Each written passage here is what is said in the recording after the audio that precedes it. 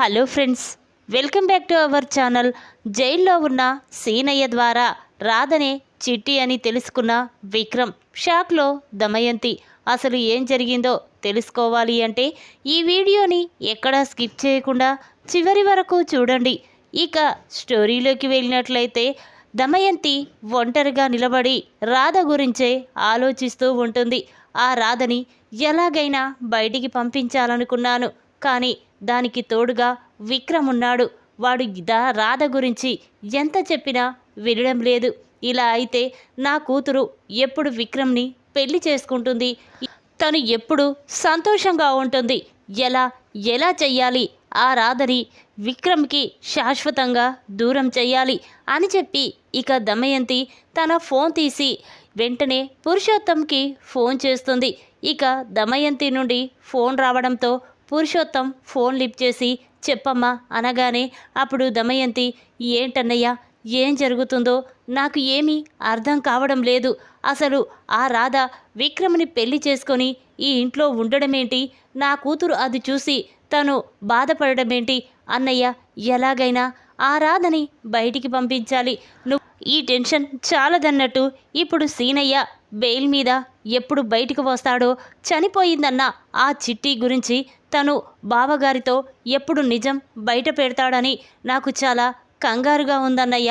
చిట్టి బ్రతికే ఉందని బావగారికి తెలిస్తే ఇక ప్రియాని విక్రమ్కిచ్చి పెళ్లి చేయడు. ఏంటన్నయ్య, ఆ సీనయ్యని జైల్లోనే చంపేస్తానని చెప్పావు, కానీ ఇంతవరకు నువ్వు ఆ పని పూర్తి చెయ్యలేదు. ఇక్కడ రాధ పని నేను పూర్తి చేస్తాను, ఎలా అన్నయ్య అని దమయంతి అనగానే అప్పుడు పురుషోత్తం, చూడమ్మా, నోరు విప్పి ఇప్పుడు సీనయ్య నేను ఏ తప్పు చెయ్యలేదు, నేను నిర్దోషిని అని ఒక్క మాట చెప్పాడంటే సీనయ్య బయటికి వస్తాడు. ఇప్పుడు మనం సీనయ్య వైపు వెళ్ళకపోవడమే మంచిది. ఇప్పుడు సీనయ్య విక్రమ్ చేతిలో ఉన్నాడు. తనకేమైనా జరిగితే విక్రమ్ మనల్ని బ్రతకనివ్వడు. ఇక తీగ గుంజితే డొంకంతా కదిలినట్టు మన ఇద్దరి నిజస్వరూపం బయటపడిపోతుంది అని పురుషోత్తం అనగానే అప్పుడు దమయంతి, అదేంటన్నయ్య అలా మాట్లాడుతున్నావు? మరి నా కూతురు జీవితం అనగానే అప్పుడు పురుషోత్తం, చూడమ్మా, జరగవలసింది ఎలాగైనా జరుగుతుంది, కాస్త ఓపిక పట్టు అని చెప్పి ఫోన్ పెట్టేస్తాడు. ఇక ఆ మాటలు విన్న దమయంతి చాలా కోపంగా, ఇదేంటి అన్నయ్య ఇలా మాట్లాడుతున్నాడు అని చెప్పి అనుకుంటూ ఉండగా ఇంతలోనే అటుగా వెళ్తున్న విక్రమ్ దమయంతి మాటలు విని ఒక్కసారి షాక్ అవుతాడు. ఇదేంటి, అత్తయ్య ఇలా మాట్లాడుతుందేంటి? పురుషోత్తంని సీనయ్యని చంపమని చెప్తుందా? అంటే సీనయ్యకి చిట్టి ఎవరో తెలుసా? నిజం తెలిసి కూడా సీనయ్య ఎన్ని రోజులు ఆ నిజం మాతో ఎందుకు చెప్పలేదు? అంటే అత్తయ్యకి ఈ కేసుకి ఏదో సంబంధం ఉంది అని చెప్పి ఇక విక్రమ్ అనుకుంటూ వెంటనే దమయంతి దగ్గరికి వచ్చి, ఎవరితో అత్తయ్య? ఏదో సీనయ్య అని మాట్లాడుతున్నా అనగానే ఇక దమయంతి ఒక్కసారి షాక్ అయిపోతుంది. తన మనసులో, ఇదేంటి, ఇప్పుడు నేను అన్నయ్యతో మాట్లాడిన మాటలన్నీ విక్రమ్ వినేశాడా? అందుకే అడుగుతున్నాడా అని కంగారు పడుతూ, లేదు, ఏదో మా ఫ్రెండ్ భర్త పేరు సీను, అందుకే తన గురించి అలా మాట్లాడుతున్నాను, ఏమీ లేదు అని చెప్పి కంగారు పడుతూ దమయంతి లోపలికి వెళ్తుంది. ఇక అది చూసిన విక్రమ్, లేదు, అత్తయ్య ఏదో దాస్తుంది, సీనయ్యకి ఆ అత్తయ్యకి తనకు ఏదో సంబంధం ఉంది, అందుకే అలా కంగారు పడుతుంది. నేను వెంటనే జైలుకు వెళ్ళి సీనయ్య ద్వారానే నిజం తెలుసుకుంటాను అని చెప్పి ఇక విక్రమ్ ఒంటరిగా నిలబడి ఆలోచిస్తూ ఉంటాడు. ఇంతలోనే రామచంద్రయ్య విక్రమ్ను చూసి వెంటనే విక్రమ్ దగ్గరికి వచ్చి, ఏంటి విక్రమ్, దేని గురించి ఆలోచిస్తున్నావు? ఆ దుర్గా గురించా అనగానే అప్పుడు విక్రమ్, లేదు మావయ్య, ఇప్పుడు దుర్గా విషయం ఆలోచించేంత టైం లేదు. ఇప్పుడే ఒక కొత్త విషయం నాకు తెలిసింది, అందుకే ఆ విషయం గురించి తెలుసుకోవాలి అనగానే ఇక రామచంద్రయ్యకి ఆశ్చర్యం వేస్తుంది. ఏంటి విక్రమ్, ఈ రోజేదో కొత్తగా మాట్లాడుతున్నావు? అంటే ఆ దుర్గా గారిని వదిలేసి రాధ నిజస్వరూపాన్ని నిరూపించవా? నువ్వు రాధ భర్తవి, తను అలా బాధపడుతుంటే చూస్తూ ఎలా ఊరుకుంటున్నావు అనగానే అప్పుడు విక్రమ్, లేదు మావయ్య, ఇప్పుడు నేను ముఖ్యమైన పని మీద బయటికి వెళ్తున్నాను, నన్ను ఆపకు మావయ్య అనగానే అప్పుడు రామచంద్రయ్య, చెప్పు విక్రమ్, ఎక్కడికి వెళ్తున్నావు? ఏంటి ఆ సమస్య? తొందరపడి నువ్వేదైనా నిర్ణయం తీసుకుంటే అది ఆలోచించాలి. ఆలోచించి అడుగు ముందుకు వేయాలి. చెప్పు, ఆ ప్రాబ్లం ఏంటి? ఏదైనా నాకు తెలిస్తే నేను సలహా చెప్తాను కదా అని రామచంద్రయ్య అనగానే అప్పుడు విక్రమ్, మావయ్య, ఇన్ని రోజులు మనం దమయంతి అత్తయ్య ఎంతో మంచిది అనుకున్నాం. కానీ తను మనం అనుకున్నట్టు మంచిది కాదు. పురుషోత్తంతో కలిసి మన కుటుంబాన్నే నాశనం చెయ్యాలని చూస్తుంది. అసలు ఒకరు సీనయ్య గురించి పురుషోత్తంతో మాట్లాడుతుంది. సీనయ్యకి చిట్టి ఎవరో తెలుసంట. అందుకే ఆ దమయంతి సీనయ్యని జైల్లో ఉన్నప్పుడే చంపేయమని పురుషోత్తానికి చెప్తుంది అని విక్రమ్ అనగానే ఆ మాటలు విన్న రామచంద్రయ్య స్టన్ అయిపోయి చూస్తూ ఉంటాడు. ఏంట్రా విక్రమ్, ఏం మాట్లాడుతున్నావు? సీనయ్యకి చిట్టి ఎవరో తెలుసా? మరి సీనయ్య ఎన్ని రోజులు ఆ విషయం మనతో ఎందుకు చెప్పలేదు? అయినా చిట్టికి ఇప్పుడు దమయంతికి సీనయ్యకి ఏంటి సంబంధం? సీనయ్యని చంపవలసిన అవసరం దమయంతికి ఏముంది అని చెప్పి ఇక రామచంద్రయ్య అనగానే అప్పుడు విక్రమ్, ఏమో మామయ్య, నాకు కూడా అర్థం కావడం లేదు. కానీ మనం వెంటనే జైలుకు వెళ్ళి మనం సీనయ్య ద్వారా నిజం తెలుసుకోవాలి. వెళ్దాం పద అని చెప్పి ఇక విక్రమ్ అనగానే అప్పుడు రామచంద్రయ్య, చూడు, ఇప్పుడు సీనయ్య ఏదో హత్య కేసులో జైల్లో ఉన్నాడు. కానీ ఆ హత్యకు సీనయ్యకు చిట్టికి ఏంటో సంబంధం తెలుసుకోవాలి. ఈ దమయంతి సీనయ్యని ఎందుకు చంపాలనుకుంటుందో తెలుసుకోవాలి. పద వెళ్దాం అని చెప్పి ఇక విక్రమ్, రామచంద్రయ్య ఇద్దరూ కలిసి జైల్లో ఉన్న సీనయ్య దగ్గరికి వెళ్తారు. ఇక వాళ్ళని చూసిన సీనయ్య ఒక్కసారే షాక్ అయిపోతాడు. ఇదేంటి, ఎప్పుడు విక్రమ్ బాబు గారు ఒక్కరే నాతో మాట్లాడడానికి జైలుకు వచ్చేవారు, ఈరోజేంటి పెద్దయ్య గారు కూడా ఇక్కడికి వచ్చారేంటి అని అనుకుంటూ ఉండగా ఇంతలోనే విక్రమ్, చూడు సీనయ్య, నీతో కాస్త మాట్లాడాలి, అలా బయటికి వెళ్దాం పద అనగానే అప్పుడు సీనయ్య, ఏంటి బాబు, ఇప్పుడు నేను జైల్లో ఉన్నాను, బయటికి నన్ను ఎవరు పంపిస్తారు అనగానే అప్పుడు విక్రమ్, చూడు సీనయ్య, నేను పర్మిషన్ తీసుకొచ్చాను, ఈడ అలా గ్రౌండ్లోకి వెళ్దాం పద అని చెప్పి ఇక విక్రమ్ సీనయ్యని తీసుకొని బయటికి వస్తాడు. ఇక అది చూసిన సీనయ్య, ఏంటి బాబు, ఈరోజు నువ్వు రామచంద్రయ్య గారు కూడా ఇద్దరు వచ్చారు, నాతో ఏంటి పని? ఏ ముఖ్యమైన విషయం గురించి మాట్లాడాలి చెప్పండి బాబు అనగానే అప్పుడు విక్రమ్, చూడు సీనయ్య, నువ్వు మా గురించి ఏదైనా విషయం దాస్తున్నావా? నీకేమైనా తెలుసా? నిజం చెప్పు సీనయ్య అనగానే ఇక సీనయ్య స్టన్ అయిపోయి చూస్తూ ఉంటాడు. ఏంటి బాబు, కొత్తగా మాట్లాడుతున్నావేంటి? మీ గురించి నాకేం తెలుస్తుంది అనగానే అప్పుడు విక్రమ్ వెంటనే, చూడు సీనయ్య, నీకు చిట్టి గురించి నిజం తెలుసని నాకు తెలుసు. చెప్పు సీనయ్య, చిట్టి ఎక్కడ ఉంది? చిట్టి ఎవరు? అసలు చిట్టికి నీకు ఏంటి సంబంధం? ఆ విషయం నీకెలా తెలుసు అనగానే ఇక సీనయ్య స్టన్ అయిపోయి చూస్తూ ఉంటాడు. ఏంటి బాబు, చిట్టి గురించి నాకు తెలియడం ఏంటి?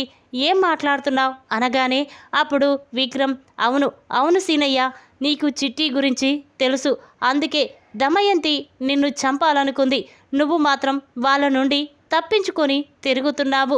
చెయ్యని తప్పుకి జైల్లో ఉన్నావు.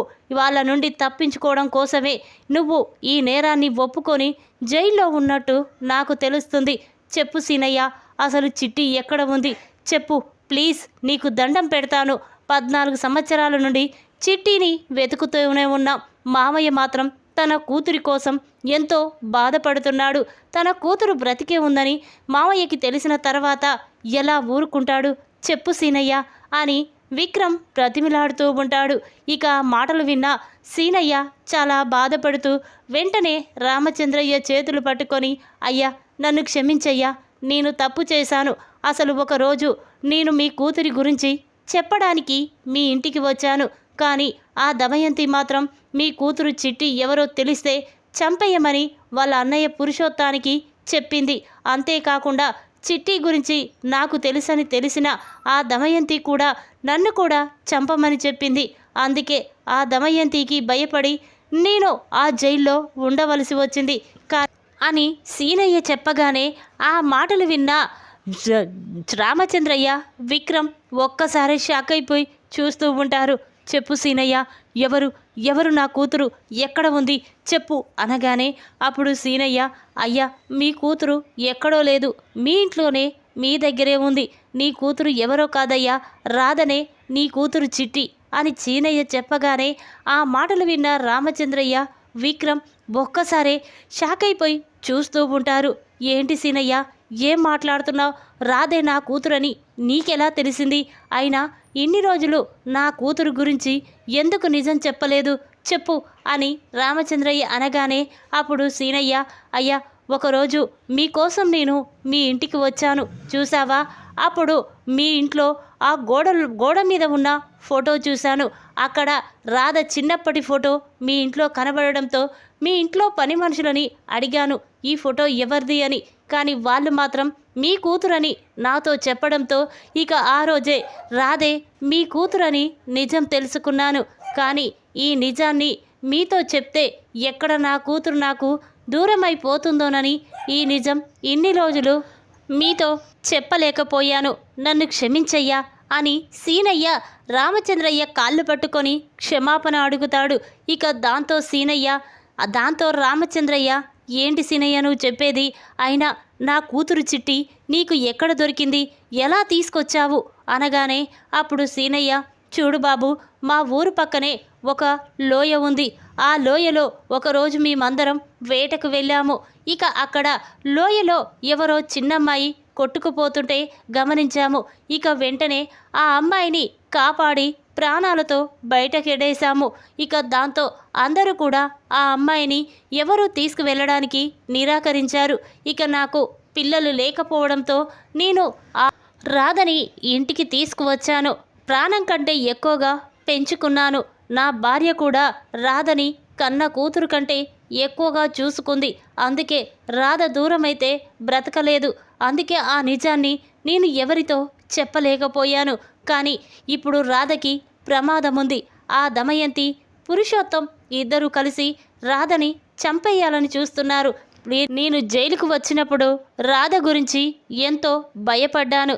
కానీ రాధ చేరవలసిన గూడుకే చేరింది.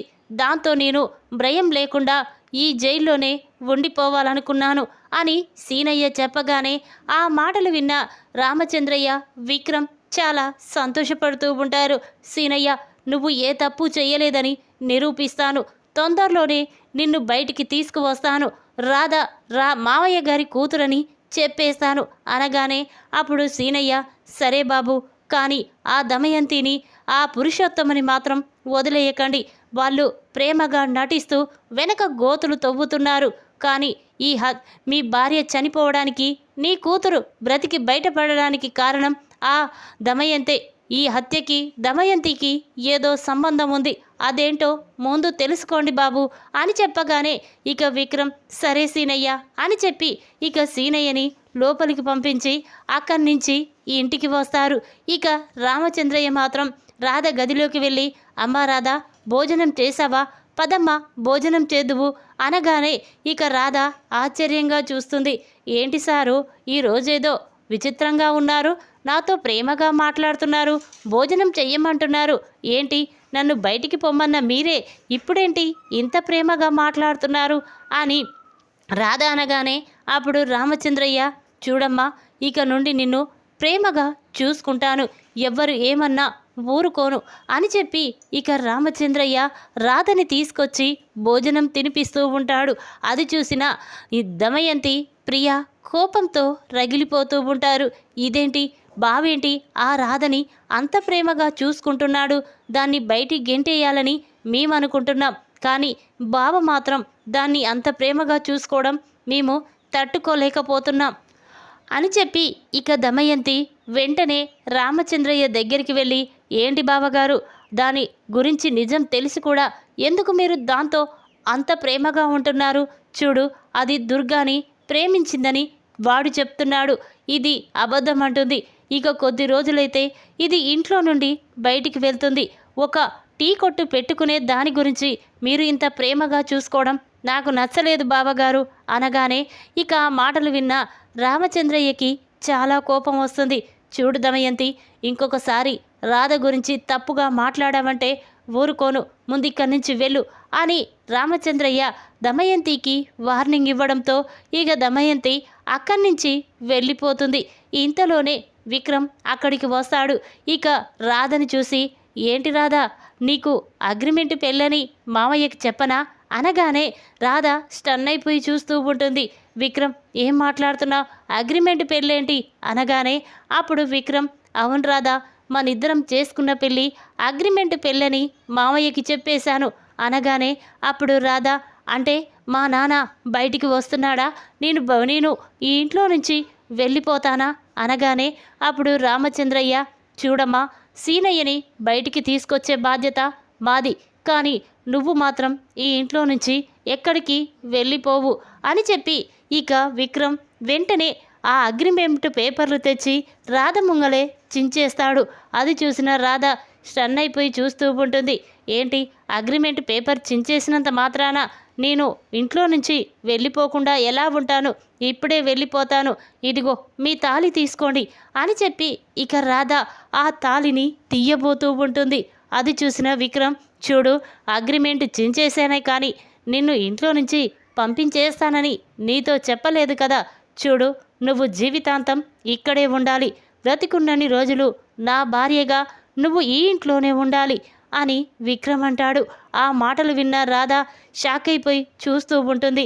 చూడు, ఇది అగ్రిమెంట్ పెళ్ళని చెప్పాను, మా నాన్న బయటికి రాగానే నేను ఈ ఇంట్లో నుండి వెళ్ళిపోతానని చెప్పాను, కానీ ఇక్కడే ఉంటానని నీతో చెప్పలేదు కదా, నన్ను ఆపొద్దు అని రాధ అనగానే అప్పుడు విక్రమ్, లేదు చిట్టి, నిన్నేమీ ఆపడం లేదు, నా మరదలుగా నువ్వు నా ఇంట్లోనే నా భార్యగా ఉండాలని చెప్తున్నాను అని విక్రమ్ అంటాడు. ఆ మాటలు విన్న రాధ ఆశ్చర్యంతో చూస్తూ ఉంటుంది. ఏంటండి, ఏం మాట్లాడుతున్నారు? మరదలేంటి, చిట్టి ఏంటి, నేను చిట్టినేంటి అనగానే అప్పుడు రామచంద్రయ్య, అవునమ్మా, నువ్వు రాధవి కాదు, నా కూతురు చిట్టివి, చిన్నప్పుడు నా నుండి దూరం అయిపోయిన నా కూతురు చిట్టి నువ్వేనమ్మా, సీనయ్య ద్వారా అన్ని నిజాలు తెలుసుకున్నాను అని రామచంద్రయ్య చెప్పగానే ఆ మాటలు విన్న రాధ షాక్ అయిపోయి చూస్తూ ఉంటుంది. అంటే మీ కన్న కూతురు చిట్టిని నీనా, నా కన్న తండ్రివి నువ్వా అని చెప్పి ఇక రాధ రామచంద్రయ్యని హగ్ చేసుకొని చాలా సంతోషపడుతూ ఉంటుంది. ఇక రామచంద్రయ్య, అమ్మ, ఎన్ని సంవత్సరాలుగా నీకోసమే ఎదురు చూస్తున్నాను, కానీ విక్రమ్ మాత్రం ఏ రోజు కూడా నువ్వు చనిపోయావని ఎప్పుడూ నమ్మలేదు, బ్రతికే ఉన్నావని చెప్పేవాడు. ఏదో ఒక రోజు నా చిట్టి నా దగ్గరికి వస్తుందని అనేవాడు. ఇన్ని సంవత్సరాలుగా తను చిట్టి కోసమే ఎదురు చూశాడు. పెళ్లి చేసుకోమని చెప్పినా కూడా చేసుకోలేదు, అగ్రిమెంట్ పెళ్ళే చేసుకున్నాడు. ఇదమ్మా ప్రేమంటే అని చెప్పి ఇక రామచంద్రయ్య అనగానే ఇక రాధ చాలా సంతోషపడుతూ వెంటనే విక్రమ్ని హగ్ చేసుకొని బావా అని చెప్పి అంటూ ఉంటుంది. ఇక అటుగా వెళ్తున్న దమయంతి రాధనే చిట్టి అని తెలుసుకొని ఒక్కసారే షాక్ అయిపోతుంది. ఇదేంటి, రాధనే చిట్టినా? ఇన్ని రోజులు ఈ విషయం తెలుసుకోక నేను దీన్ని ప్రాణాలతో బ్రతకరించాను, కానీ ఇప్పుడు చిట్టి అని తెలిసింది. తొందరలోనే దీన్ని నేను పైకి పంపించేస్తాను, దాని స్థానంలో నా కూతుర్ని ఉంచుతాను అని చెప్పి దమయంతి అనుకుంటూ ఉండగా ఇక రాధ మాత్రం, నేను నాన్నని చూడాలి, జైల్లో ఉన్న నాన్నతో మాట్లాడాలి, అమ్మ దగ్గరికి వెళ్ళాలి అని రాధ అనగానే అప్పుడు రామచంద్రయ్య, చూడమ్మా, వాళ్ళు పెంచిన వాళ్ళు, నేను కన్నవాణ్ణి, నువ్వు మాత్రం ఎవరిని వదులుకోవద్దు, వాళ్ళతో కూడా ప్రేమగా ఉండు, వాళ్ళ ప్రేమని కూడా పొందమ్మా అని చెప్పి రామచంద్రయ్య అంటాడు. ఇక మాటలు విన్న రాధ చాలా సంతోషపడుతూ ఉంటుంది. ఇలా మాట్లాడుకుంటూ ఉండగా ఇంతలోనే సునంద అక్కడికి వస్తుంది. ఏంటి, అందరూ కలిసి ఏదో మాట్లాడుకుంటున్నారు, ఏం జరిగింది అనగానే అప్పుడు రామచంద్రయ్య, అమ్మ సునంద, ఇన్ని రోజులు నా కూతురు చిట్టి నాకు దూరం అయిపోయిందని ఎంతో బాధపడ్డాను, కానీ ఇప్పుడు నా కూతురు తిరిగి వచ్చిందమ్మా, నా కళ్ళ ముందే ఉంది అని రామచంద్రయ్య అనగానే ఆ మాటలు విన్న సునంద, ఏంటన్నయ్య, ఏం మాట్లాడుతున్నావు? నా కోడలు బ్రతికొచ్చిందా? ఎక్కడా అనగానే అప్పుడు రామచంద్రయ్య, ఇదిగోమ్మా, ఈ రాధే నా కూతురు చిట్టి, అసలు నిజం సీనయ్య ద్వారా తెలుసుకున్నాను, నా కూతుర్ని కాపాడి ఇన్నేళ్లుగా తన కూతుర్లా పెంచుకొని ఇప్పుడు నాకు అప్పచెప్పాడు అని రామచంద్రయ్య అనగానే ఇక సునంద వెంటనే రాధని హగ్ చేసుకొని చాలా సంతోషపడుతూ ఉంటుంది. అమ్మ రాధ, నువ్వే చిట్టివని తెలియక ఇంట్లో వాళ్ళందరూ నిన్ను ఎంతో బాధ పెట్టారు, కానీ ఇక నుండి నిన్ను ఎవరు ఏమన్నా నేను ఊరుకోను, కంటికి రెప్పలా నేను కాపాడుకుంటాను అని చెప్పి ఇక సునంద అంటూ ఉంటుంది. ఆ మాటలు విన్న రాధ చాలా సంతోషపడుతూ ఉంటుంది. ఈ విధంగా జైల్లో ఉన్న సీనయ్య ద్వారా రాధానే చిట్టి అని నిజం తెలుసుకొని దమయంతికి ప్రియాకి దిమ్మ తిరిగే షాక్ ఇచ్చిన విక్రమ్. ఈ వీడియో కనుక మీకు నచ్చినట్టయితే లైక్ చేయండి. మరిన్ని వీడియోల కోసం మా ఛానల్ని తప్పకుండా సబ్స్క్రైబ్ చేసుకోండి. Thanks for watching.